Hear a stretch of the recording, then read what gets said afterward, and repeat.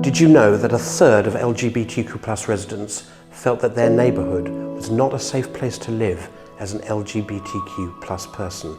Did you know that a third of the survey respondents felt their landlord was not able to deal effectively with issues like harassment? Did you know that a fifth of gay men reported that they regularly modify their homes if visited by their landlord or a repair person to make their sexual orientation less visible? For example, moving pictures, DVDs and books.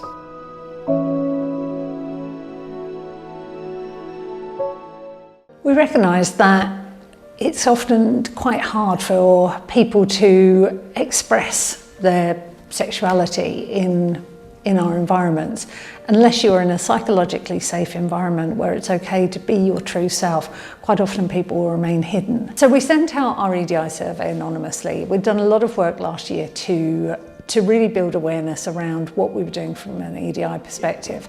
And what we wanted to get from the survey was understand how our colleagues are made up, what perhaps some of their diverse needs might be, and really what communities we have in our workforce.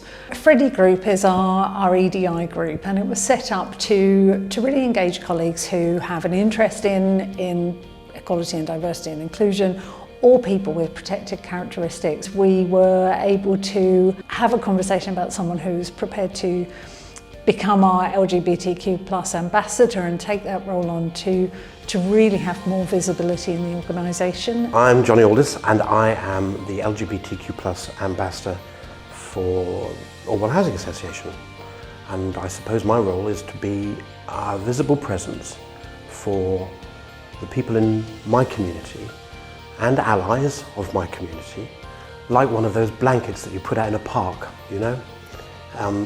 You don't have to use me, but if the grass is wet, you can.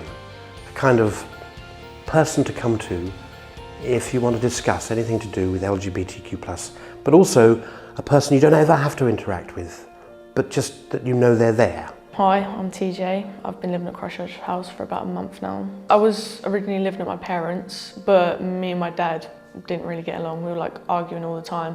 So it was more, I'd be at home a couple nights, but I'd mostly be like at friends' houses, sofa surfing, or at my girlfriend's.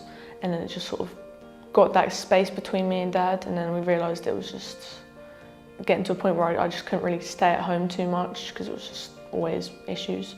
So obviously I went and filled it on a HRS form to get into here. Many of the people in that community are hidden. And they're hidden because they may feel that they're in an environment where they don't feel they can be their authentic self, for whatever that is. It's a lot different because I was used to my mum, like me and my mum were always back and forth helping each other. So it's also gone from helping my mum a lot because of her disabilities to not really having to help anybody, just like myself. I went out to one of our schemes with older people for two reasons. I wanted to break down my prejudgments about their thoughts about me, and which happened incredibly and brilliantly, and I wanted to break down their prejudgments. And I took a young person from this scheme who had never been involved in anything like that, and he spent 2.5 hours talking to people whose combined age was over 1,000 years. Yeah? 22 people between the ages of 80 and 101. Wouldn't let him go.